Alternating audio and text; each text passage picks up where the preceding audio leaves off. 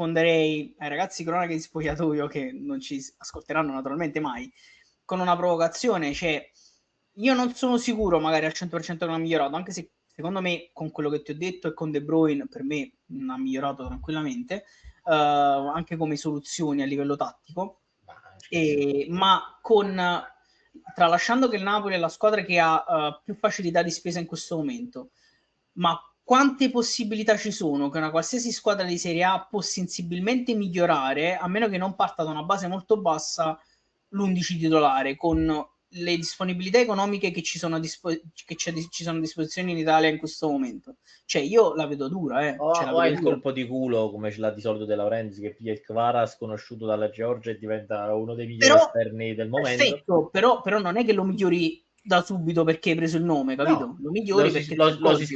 lo si scopre in corso d'opera.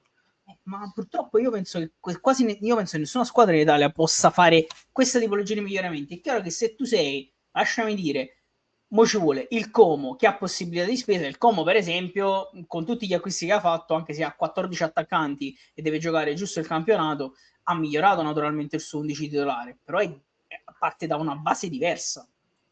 Ok, poi non so, chiaramente, dimmi anche tu come la pensi.